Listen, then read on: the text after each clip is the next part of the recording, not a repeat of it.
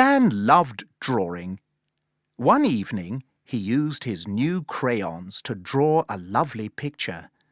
He drew a village with houses, people, a forest, a castle, and a horrible, scary dragon spitting flames.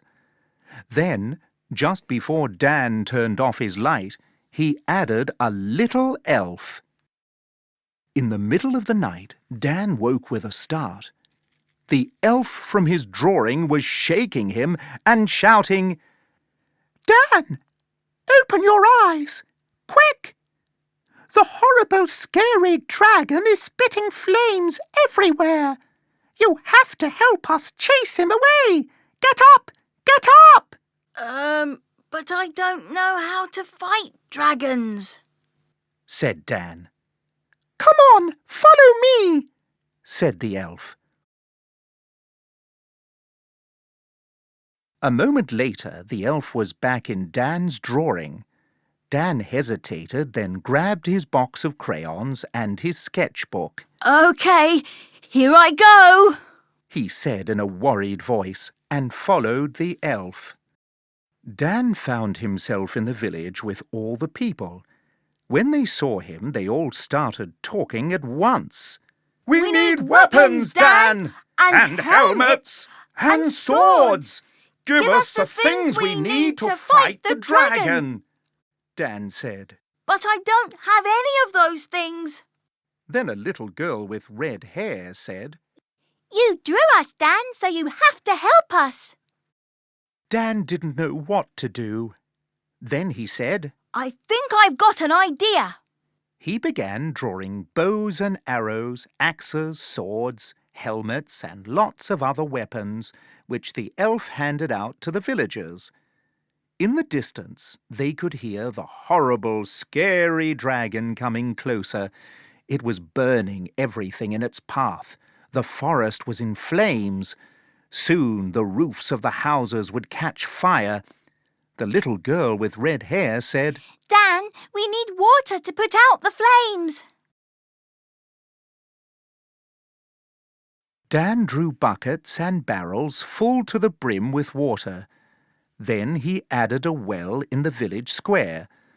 But the fire was spreading and there were flames everywhere. The elf was worried and shouted, "It's not working, Dan! How do they put out fires in your world?" "I know," said the little boy. He drew a big red fire engine with a tall ladder and a long hose. "Nice one, Dan!" cried the elf. The boys scampered up the ladder after the elf. The little girl followed them. Together, they held on to the hose and sprayed a big jet of water on the flames. "Oh dear, I feel dizzy," said Dan. Soon the flames were out. But, uh-oh! The horrible, scary dragon had reached the village. It was about to destroy everything. Dan and the elf and all the villagers ran as fast as they could. "Why did you put a dragon in your drawing?"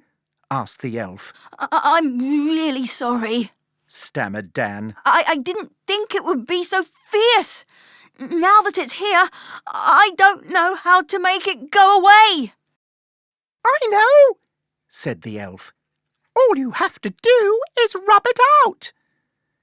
So Dan rubbed the dragon with his rubber.